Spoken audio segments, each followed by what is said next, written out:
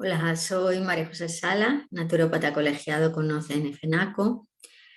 Bienvenidos al quinto Congreso Ibérico de Naturopatía, un congreso muy interesante porque estamos profesionales igual de Portugal que de España, con temas muy interesantes.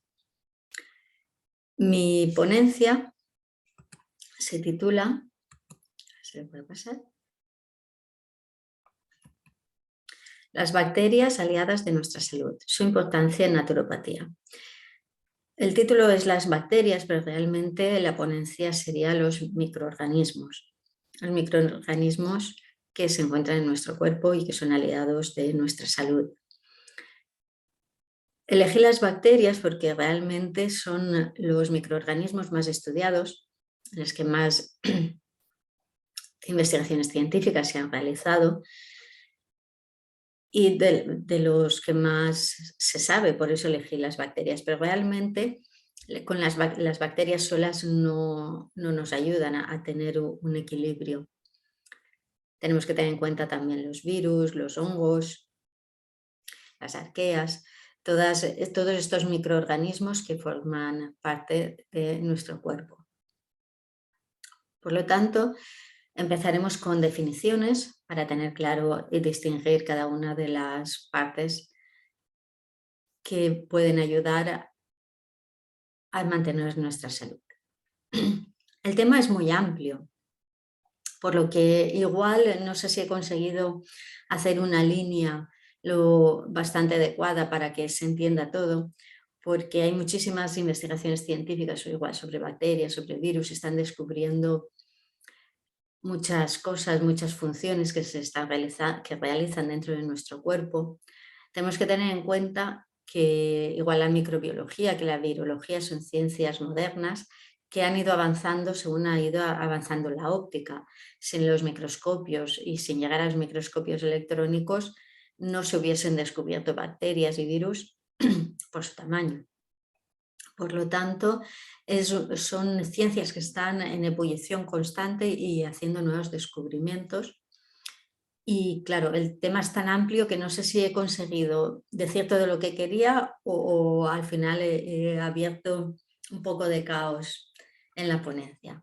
Pero bueno, voy a intentar que entendáis un poquito las funciones que realizan dentro de nuestro cuerpo, su importancia a nivel metabólico y qué podemos hacer para conseguir mantenerlas en perfecto equilibrio a las bacterias y a todos los microorganismos que forman parte de nuestro cuerpo. Si veis la definición microorganismos, muchas veces hablamos de microbio. Hablar de microbio realmente queda como una palabra despectiva, porque parece que sea algo malo, pero realmente es pequeño, microscópico, y bio es vida, es decir, la vida microscópica. No tiene por qué tener una connotación negativa al hablar de microbios. Pero hablar de microorganismos parece que sea algo mucho más, con una connotación más positiva, pero realmente la palabra microbio significa eso, micro de pequeño y bio, vida, la vida pequeña. Y es lo que vamos a ver en esta ponencia. La definición de microbioma es importante porque el microbioma son microorganismos que están en el cuerpo, dentro y fuera del cuerpo, y los factores ambientales. Es como el ecosistema formado por el ambiente y su población, en este caso de microorganismos. Eso sería el microbioma. La microbiota es el conjunto de hongos que se encuentran en el cuerpo. El viroma es el conjunto de virus que se encuentran en nuestro cuerpo. La microbiota son los organismos que nos han hecho su hogar, es decir, las comunidades de microorganismos presentes en diferentes sitios en o sobre el cuerpo humano. Eso sería la microbiota, los microorganismos que se encuentran en el cuerpo humano. Una bacteria es un organismo procariota, es decir, un organismo procariota es un organismo que no tiene un núcleo definido ni presenta orgánulos membranosos internos en su célula. presenta un tamaño de unos pocos micrómetros, de 0,5 a 5 micrómetros, son muy pequeñas. Y encontramos cocos, bacilos, vibrios, espirilos y espiroquetas dentro del cuerpo humano. Los virus, la definición de virus es un poquito, si buscas virus, su significado pone que son agente infeccioso. Imaginaos ya la connotación también que tiene negativa el hablar de virus, un agente infeccioso. Un virus se podría decir que es un agente infeccioso porque sí que pone su ARN o ADN dentro de otra célula. Pero realmente es un simbionte, es un órgano, es una célula que vive en simbiosis con otra célula. Es un simbionte microscópico acelular, porque no se puede definir como célula, porque no tiene ni núcleo, no tiene orgánulos, pero tampoco tiene no tiene ninguna función. Sin otra célula él no puede realizar ninguna función. Está constituido por genes que contienen moléculas largas de ADN, puede ser ADN o ARN rodeadas de proteínas. Su material genético varía, puede ser en ADN o en ARN. Y rodeado de proteínas, simplemente eso es un virus. Pero ya la definición como agente infeccioso, cuando buscas la definición de virus, queda con una connotación también negativa. Un fago son virus, son las formas de vida más abundantes de la Tierra, siendo prácticamente omnipresentes en todos los ecosistemas. Es decir, en el mar, por ejemplo, en un océano, en todas las capas, en todos los niveles marinos, se encuentran millones y millones de fagos. En todas las superficies se encuentran miles y miles de fagos. Algunas fuentes de agua dulce pueden contener hasta 10.000 millones de fagos por mililitro, es decir, una cantidad asombrosa de fagos. ¿Cómo pueden existir tantos fagos en el mundo si realmente no tienen una función dentro de él? Los hongos son los hongos, conocemos hongos que son hongos pues, macroscópicos y después existen los hongos microscópicos que son los que se encuentran en el cuerpo humano. Son micromicetos o mohos. Se dividen en hongos filamentosos, es decir, que van formando como hilitos, células unidas a otras que forman hilitos, o levaduras. Las levaduras las conocemos porque gracias a ellas podemos fermentar pues, el vino, la cerveza y el pan, muchísimas cosas gracias a las levaduras. Y se encuentran en todos los ecosistemas del planeta también los hongos. Pues tenemos las arqueas. Las arqueas son organismos primitivos sin núcleo. Eso es un organismo básico, pero desde el inicio se han encontrado arqueas de hace millones de años, están conviviendo aquí en la Tierra. Nosotros tenemos unas arqueas endémicas del ombligo. Son unos organismos muy pequeños y su hábitat se encuentra en el ombligo y son endémicas de ahí. Muchas veces hay gente que tiene como tiene el ombligo como un poquito de humedad y si te lo limpias pues tiene como un olor característico. Sí, quiero decir que las arqueas se ha desequilibrado la población de arqueas del ombligo. El ombligo también se merece una ponencia entera. Después tenemos los bacteriófagos. Los bacteriófagos son virus que infectan a las bacterias, son específicos de las bacterias y que tienen un papel regulador de las poblaciones bacterianas. Existen más de 140.000 en el intestino. El intestino, como veréis, es el más investigado de todos. Se conocen muchísimas bacterias, muchos somos bacteriófagos, hongos que viven en el intestino.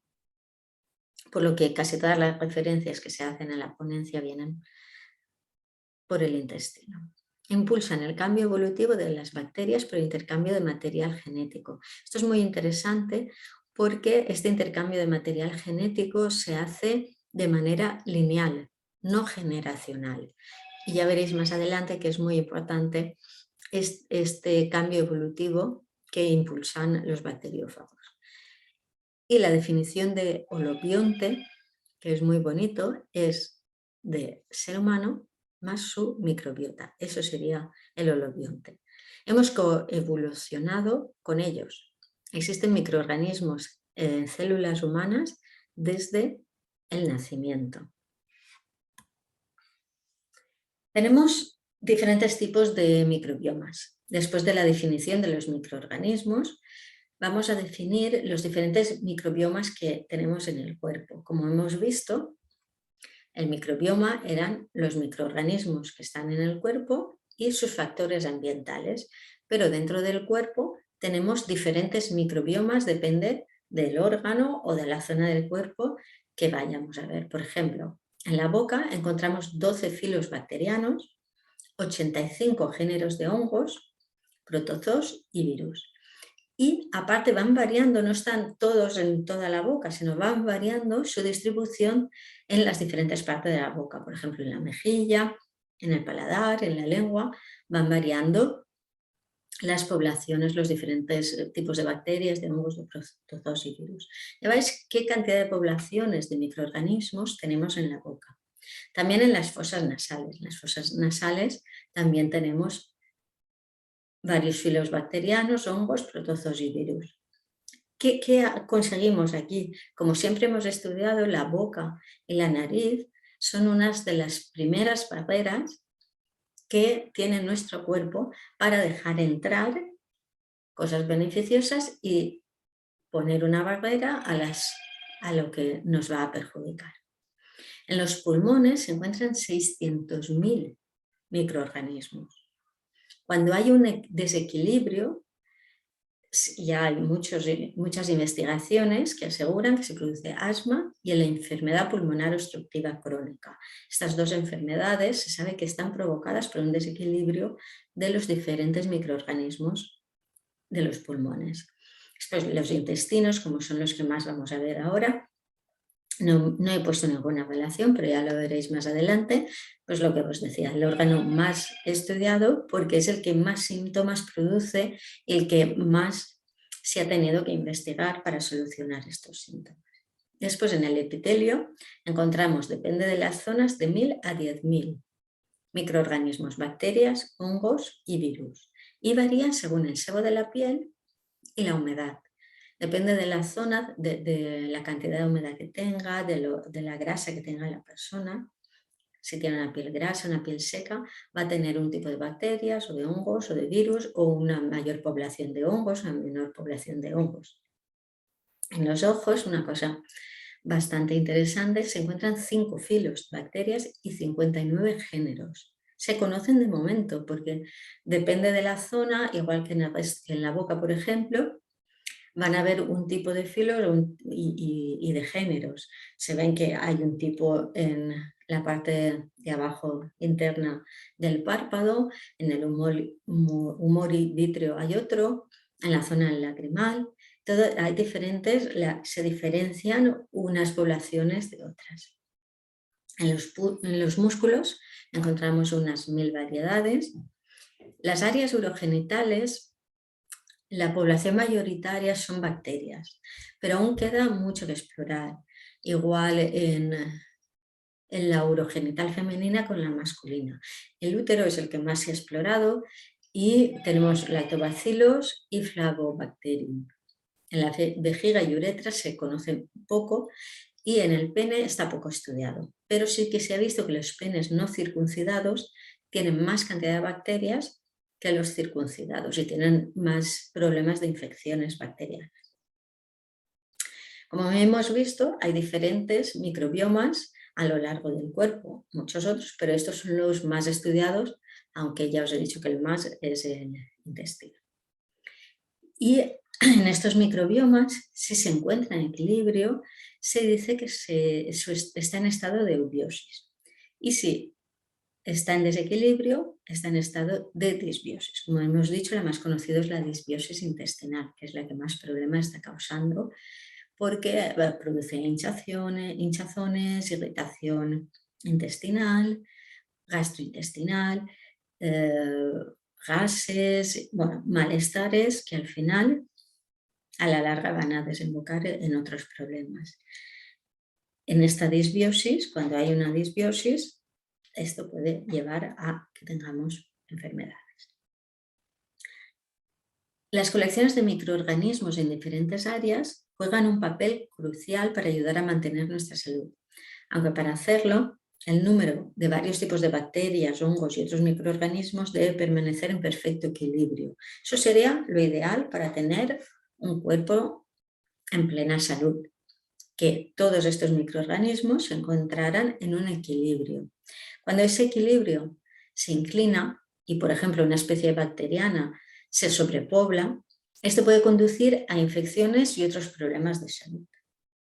Pero, ¿cómo sucede esto? Hemos visto que primero el equilibrio se inclina. Ocurre algo que hace que cambie ese equilibrio. Mientras el cuerpo se adapta a este nuevo equilibrio dinámico, pues hay unas especies que pueden sobrepoblar. Esa sobrepoblación que ya no está en equilibrio, ya no tenemos todas las poblaciones equilibradas y manteniendo el ecosistema, pues pueden producir enfermedades. Es simple y fácil de entender cómo se puede producir una enfermedad. Como habéis visto, si tenemos microorganismos en todo el cuerpo, en todos nuestros microbiomas, ¿qué funciones van a tener? Por algo están ahí, ¿no? Algo harán. Pues vamos a ver qué funciones tienen. Se sabe que el microbioma forma parte del metabolismo humano, por lo que tiene relación directa con los diferentes procesos que se producen en el cuerpo. Por ejemplo, en la angiogénesis, que es la formación de los vasos sanguíneos desde el desarrollo embrionario. Ya veis en qué punto tan importante tienen una función. En el desarrollo embrionario ayudan a la formación de los vasos sanguíneos. También ayuda a la producción de sustancias, por ejemplo, la vitamina B12, el complejo B, la activación de la vitamina D, la digestión de glúcidos, azúcares y lípidos. Es muy importante las funciones que tienen. Por ejemplo, la vitamina B12, sabéis que la gente que es vegana suele tener, siempre se ha dicho que se suplementa con vitamina B12 porque la B12 la obtenemos de la carne.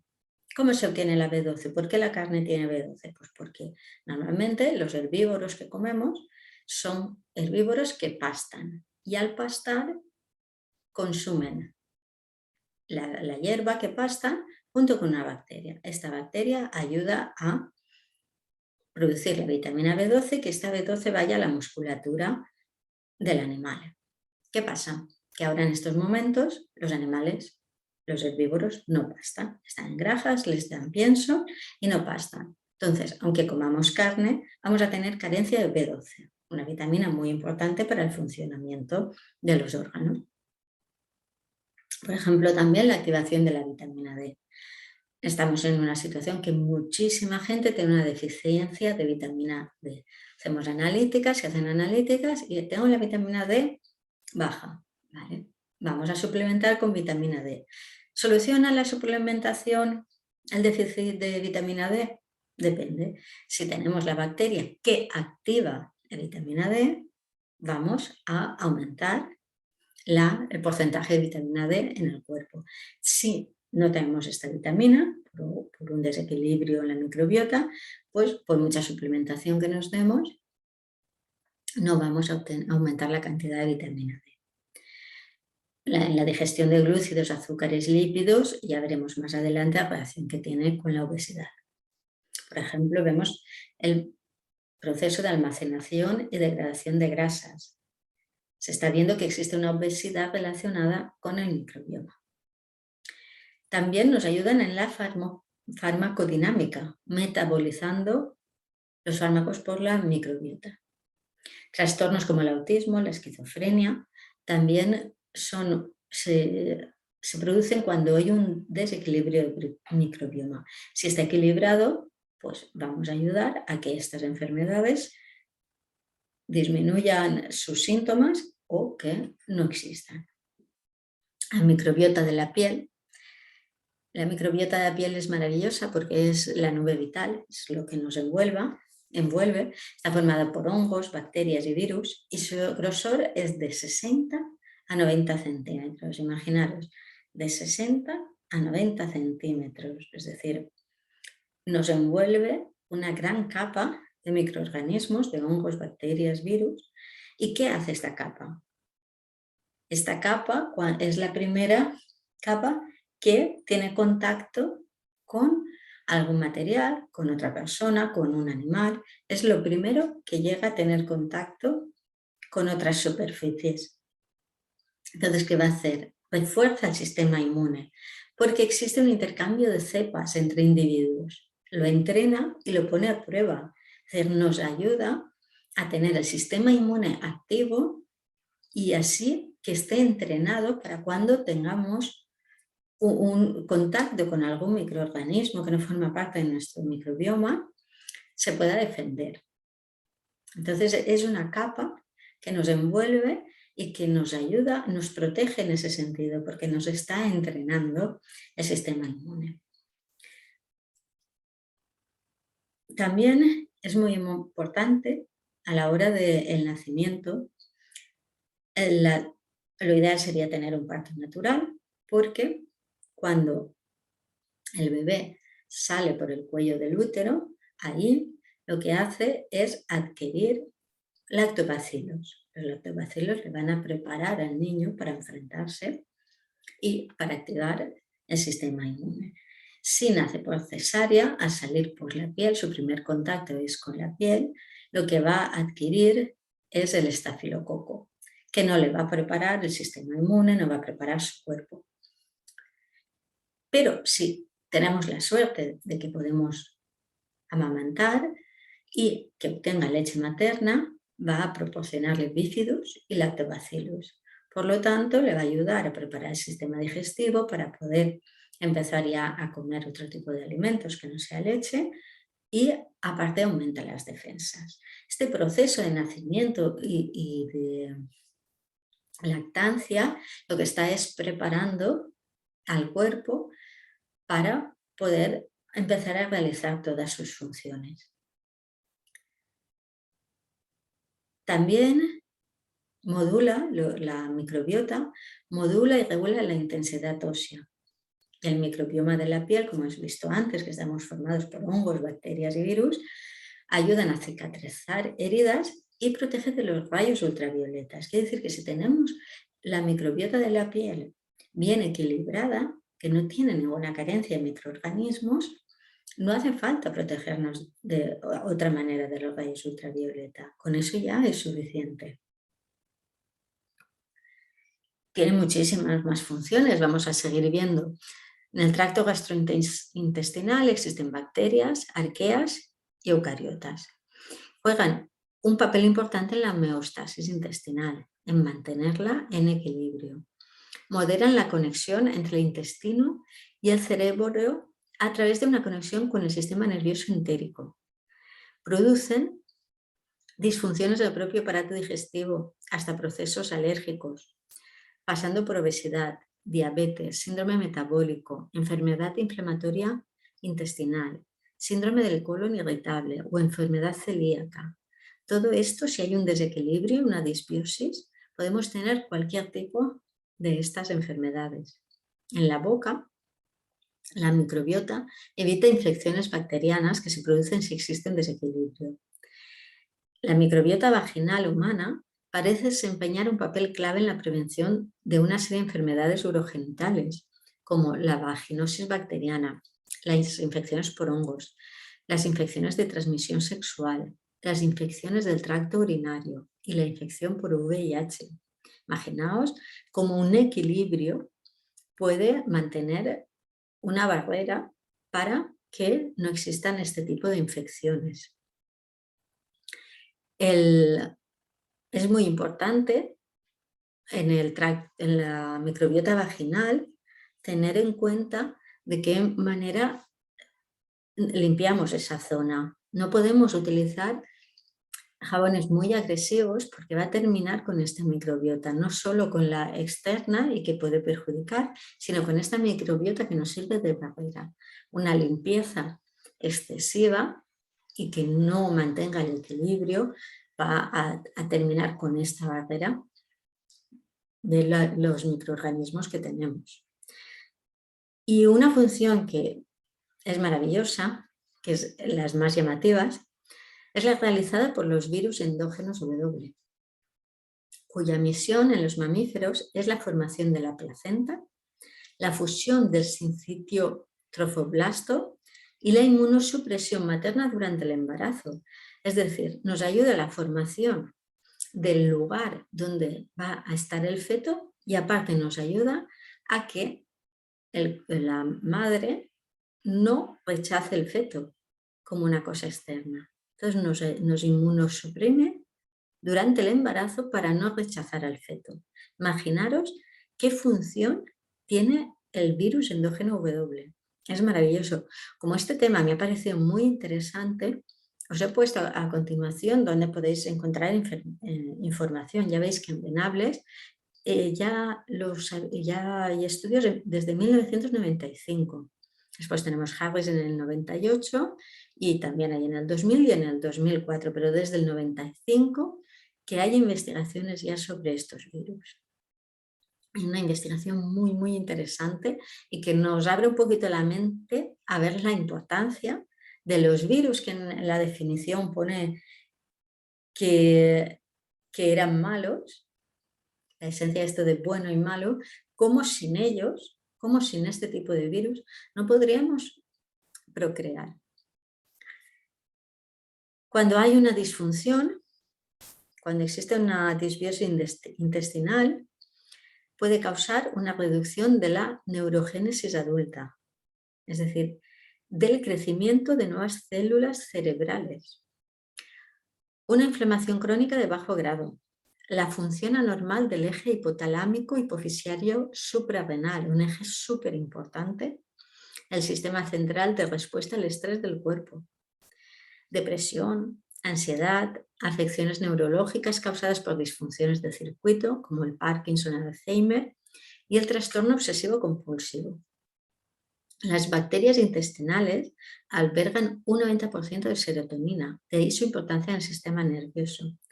Ya veis la relación que hemos visto antes del sistema entérico con la microbiota intestinal, como una disbiosis puede afectar a tantos parámetros del sistema nervioso por una disbiosis intestinal.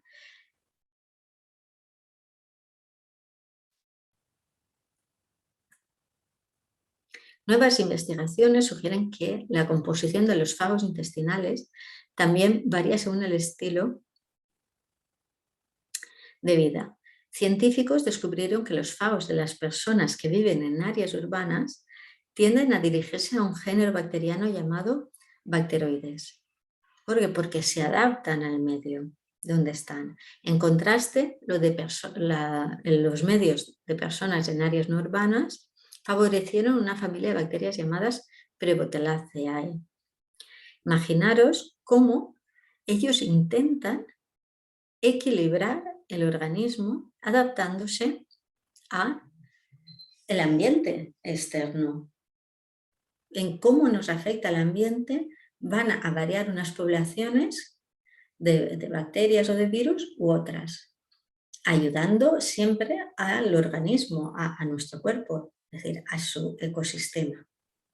Se ha visto que mucha gente que está padeciendo de inflamación intestinal, cuando se han analizado las heces, se ha comprobado que hay microplásticos. Imaginaros al nivel que estamos ya de intoxicación por plásticos, pero viendo esto, podemos estar seguros que nos van a ayudar a adaptarnos también a esto. Cuando consigan que uno de los filos, uno de los géneros de bacterias o de virus se adapte a esta nueva alimentación, de microplásticos, vamos a conseguir volver a equilibrar el intestino. Yo confiaría, porque si vemos que es diferente en gente que vive en áreas urbanas como a gente que vive en zonas no urbanas, seguro que se conseguirá una adaptación a esta alimentación de microplásticos. El estudio también reveló que si la mayoría de los bacteriófagos intestinales se puede infectar a una sola especie, es probable que alrededor del 36%, que es una proporción bastante alta, infecte a especies diferentes. Este amplio sabor de los bacteriófagos puede permitir transferir genes bacterianos entre especies distantemente relacionadas en el intestino humano. Esto podría facilitar la rápida propagación de las adaptaciones evolutivas a través del microbioma. Como hemos dicho antes, esta adaptación, esta evolución, se produce de manera lineal. Es decir, en la misma generación de bacterias puede haber una evolución. Por eso, esa adaptación a antibióticos, esa resistencia a antibióticos que se está generando, porque no hace falta que sean diferentes generaciones que se van adaptando, sino que en una misma generación la transmisión lineal lo que hace es que se vaya evolucionando mucho más rápido. ¿Cómo ayudar al equilibrio bacteriano? Se estuvo investigando en 1920 hasta la década de 1950, es decir, hace 100 años se empezó con una investigación de terapia con fagos. Los científicos investigaron si los bacteriófagos podrían usarse para tratar infecciones bacterianas, ya que son fagos específicos de una bacteria determinada. Después de todo, estos virus son expertos en destruir patógenos humanos. Lo que hacen es controlar las poblaciones de bacterias, por lo tanto, podrían ser utilizados. Se vio que era efectiva y libre de efectos secundarios, porque lo único que hacía era equilibrar las poblaciones bacterianas. Pero, ¿qué pasó? En esa época se descubrieron los antibióticos. La terapia con fagos se desvaneció en un segundo plano. Los antibióticos podían fabricarse con relativa facilidad y mataban a un amplio espectro de especies bacterianas. Fallo también. Las cosas que se hacen rápido lo que suelen producir es un caos. Claro, porque si tú utilizas antibióticos de amplio espectro, vas a matar a bacterias que querías matar y a bacterias que no querías matar, que son beneficiosas. Sin embargo, con las capacidades de alta tecnología de hoy en día, y aparte el telón de fondo de la resistencia a los antibióticos, el interés por la terapia de fagos ha aumentado. Entonces está resurgiendo las investigaciones y la terapia. Su importancia es eso, es que son específicos de un tipo de bacterias.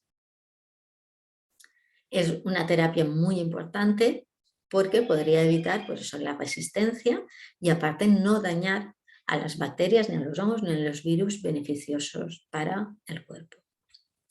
Hemos visto que existen virus, que existen fagos en todas las superficies y en todos los sitios. Entonces, la pregunta es, ¿desde cuándo empiezan a estar con nosotros? Bacteriófagos se unen al viaje humano en una etapa muy temprana.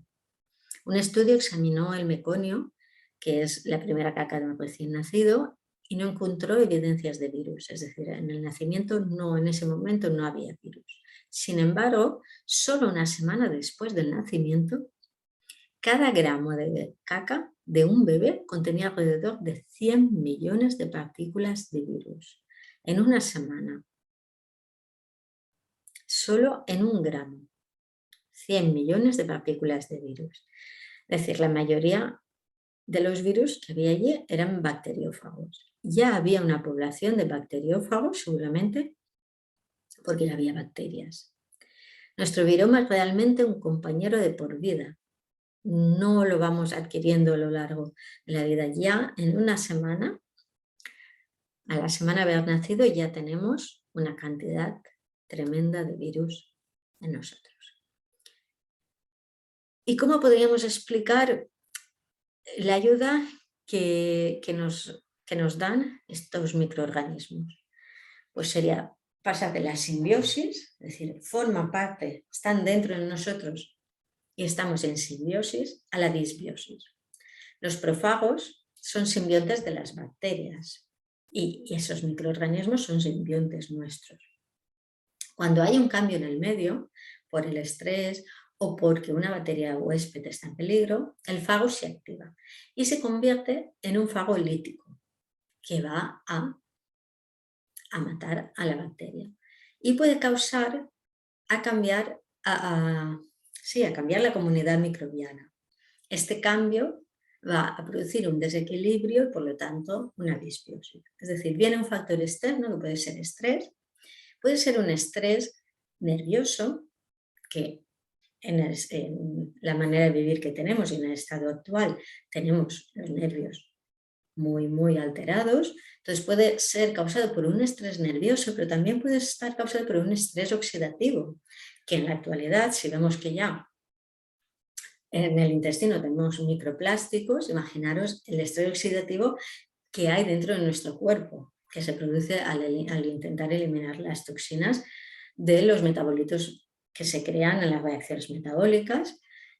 Y ese estrés oxidativo o ese estrés que tenemos en la manera de vivir puede hacer que los fagos se activen.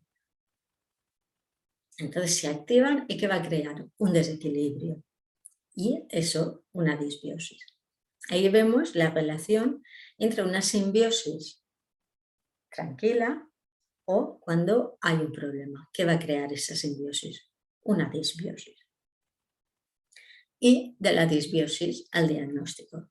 La disbiosis causa, como hemos visto antes ya, muchas enfermedades que puede causar una disbiosis, pero aquí vemos disbiosis intestinal causa la enfermedad inflamatoria intestinal. Puede causar el síndrome de fatiga crónica, la obesidad, la infección por Clostridium difficile y la colitis. Pero podría ser al contrario. No se sabe exactamente cómo es el mecanismo. ¿Qué se produce antes, si la disbiosis o si la disbiosis es el síntoma? Los investigadores han observado cambios en las bacterias intestinales en una gama sorprendentemente variada de enfermedades, incluida la diabetes tipo 2, la esquizofrenia, la depresión, la ansiedad, la enfermedad por Parkinson, Alzheimer, como hemos visto antes. Problemas de comportamiento en edad temprana en niños, es decir, que ya vienen con una carencia que les produce un problema de comportamiento. También en las dermatitis atópicas. Muchos bebés ya nacen y tienen dermatitis atópica porque no tienen el ecosistema de la piel, no lo tienen equilibrado, les falta algo, algún hongo, algún virus, alguna bacteria y entonces son atacados. Por lo tanto, ya en el momento del nacimiento ya estamos naciendo con muchas carencias. Como vemos, queda muchísimo por aprender sobre nuestro microbioma. Es un tema, como os he dicho al principio, que viene de microbiología y viene de virología y son ciencias relativamente nuevas y está todo por descubrir. Que se encuentre un virus, un hongo, una bacteria en un sitio siempre que hay una enfermedad, no quiere decir que ellos la provoquen. Igual están ahí para intentar volver a equilibrar ese microbioma. Pero la relación siempre es virus, enfermedad, este virus ha causado esta enfermedad. No, muchas veces están ahí para intentar ayudar y volver a equilibrar el microbioma. ¿Qué le perjudica a la microbiota? De lo que nosotros podemos hacer, le perjudican los azúcares. Los azúcares provocan sobrecrecimiento de algunas bacterias de la flora, desequilibrándola. Produce inflamación en el intestino y hacen que las bacterias de este órgano se alteren. Los ultraprocesados, además de dañinos para otros sistemas como el circulatorio, los aditivos tóxicos para el intestino pueden llegar a alterar el pH natural de la microbiota y producir así inflamación, gases. Las harinas refinadas. Aunque el grano entero contiene fibra, que es beneficioso para el funcionamiento intestinal, en los productos refinados desaparece y puede dañar el sistema. El alcohol. El alcohol altera la estructura de la flora, puede permitir la entrada de patógenos indeseados en el cuerpo. El café, su fuerte efecto laxante, afecta al ritmo intestinal y puede llegar a evitar la correcta absorción de nutrientes. El exceso de antibióticos, al fin y al cabo estamos hablando de bacterias y los antibióticos pueden literalmente matar a muchas de ellas, también a las buenas, que es lo que estábamos diciendo antes, si son consumidos regularmente o en exceso. La vida sedentaria. El intestino es un órgano móvil, los movimientos peristálticos autónomos son fundamentales para su funcionamiento. Una actividad física moderada los favorece y en cambio permanecer sentado o parados demasiado tiempo puede afectar a su actividad. Como veis, esto está más enfocado, porque es lo que os he dicho al principio, al sistema intestinal, pero es porque es el que es más estudiado. Y el estrés, esta reacción del cerebro, como otras, es química. Y las sustancias que se liberan en el proceso pueden también desequilibrar la flora intestinal. Hemos dicho que ese estrés produce un estrés oxidativo y esas sustancias que se eliminan van a desequilibrar, a debilitar la flora intestinal. Es por ello que muchas veces podemos sentir retortijones o alteraciones del ritmo intestinal cuando estamos nerviosos o tenemos ansiedad.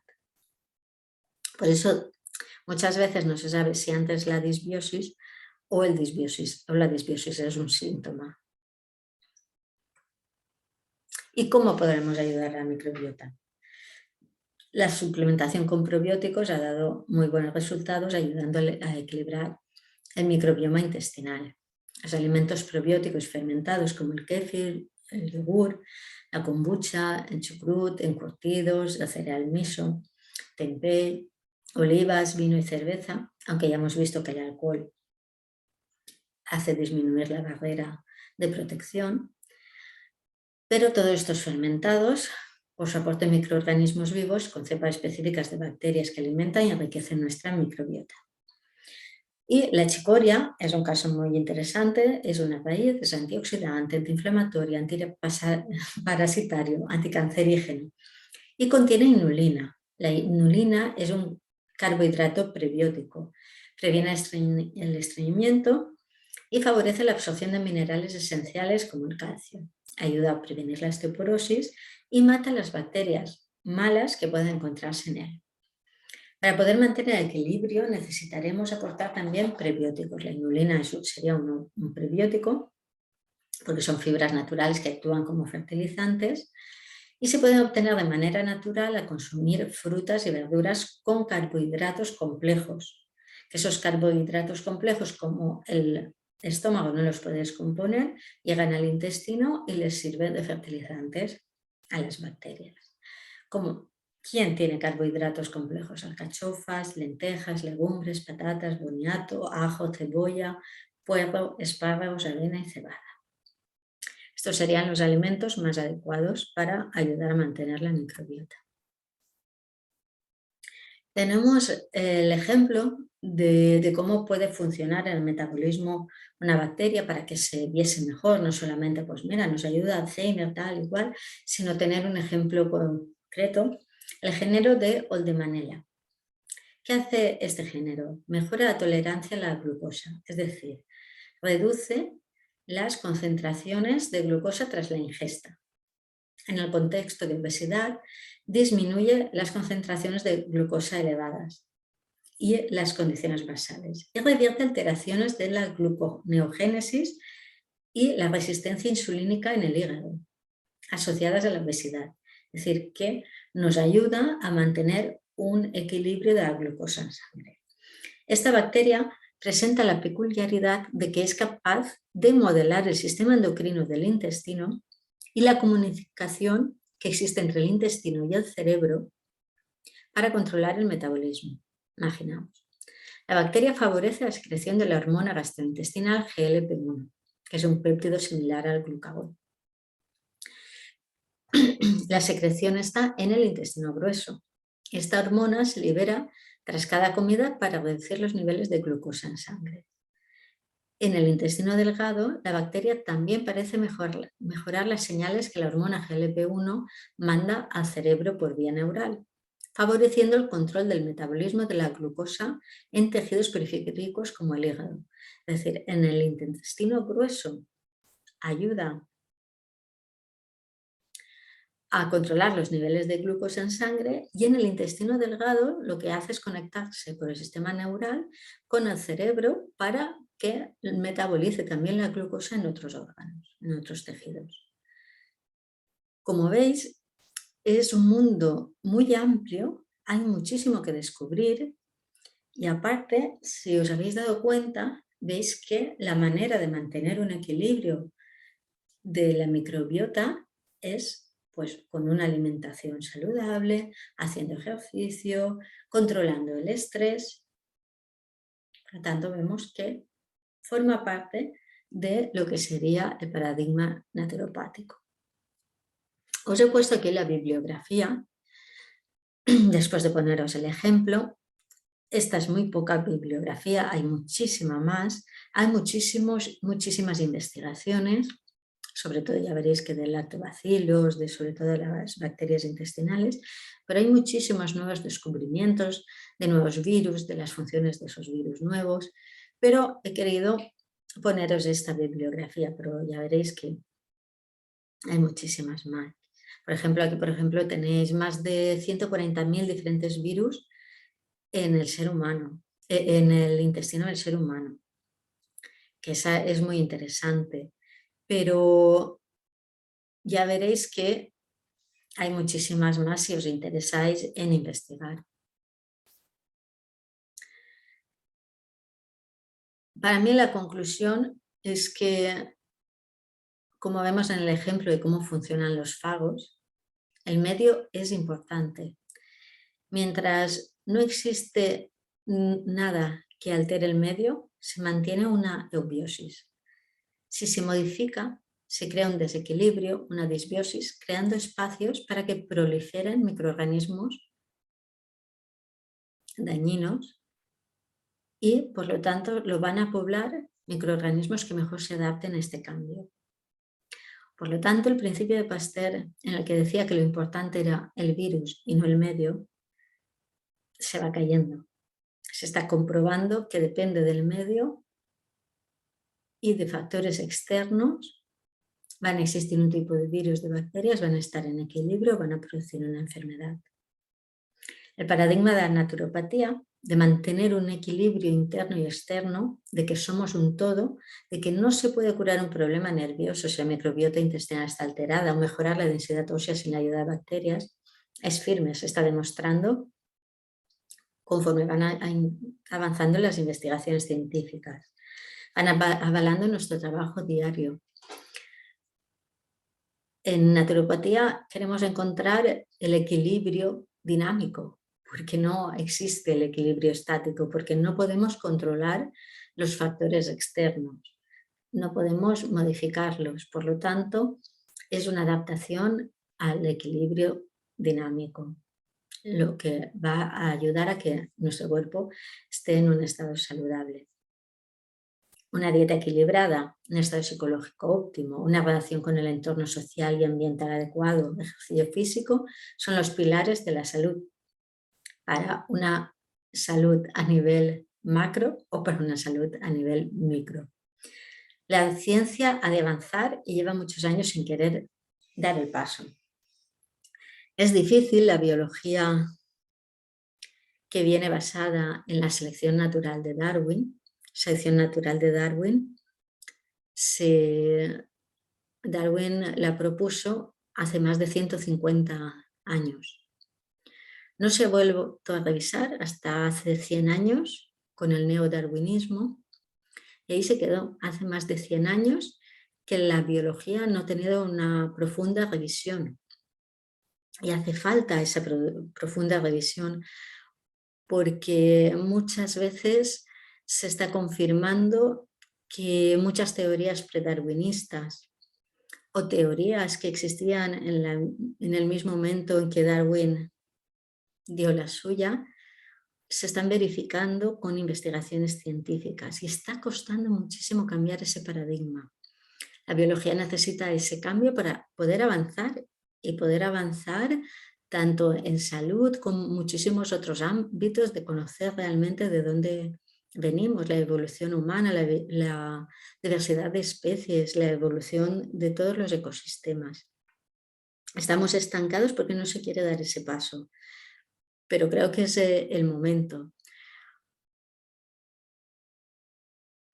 Yo quería, porque es un tema muy amplio, pero me gustaría, he dejado 3 bibliografías aquí, 3 puntos de la bibliografía aquí, pero me gustaría que, si tenéis interés, investigarais y os metierais aquí.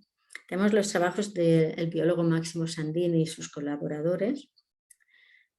Este me gustó mucho, La función de los virus en la evolución, de Máximo Sandín, del Departamento de Biología de la Universidad Autónoma de Madrid. Está publicado en el Boletín de la Real Sociedad Española de Historia Natural. Es muy interesante porque vemos la evolución de los virus y también la evolución de todas las especies. Otro enfoque muy interesante y creo que bastante acertado.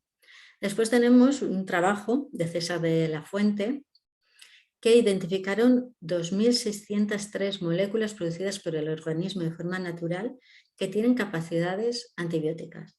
Estas 2.603 moléculas son péptidos. Los péptidos son fracciones de aminoácidos, como si fuesen proteínas, pero no tienen ninguna función conocida, pero se ha visto que estos péptidos que van sueltos por el cuerpo, que no tienen ninguna función, están viendo qué función están realizando, y muchos tienen función antibiótica, es decir, regulan dentro de nuestro cuerpo, regulan también lo que son las poblaciones de microorganismos. Es también un estudio muy interesante y creo que abre otro camino para investigar y abrir la mente, y decir, bueno, no sabemos nada, queda muchísimo por conocer.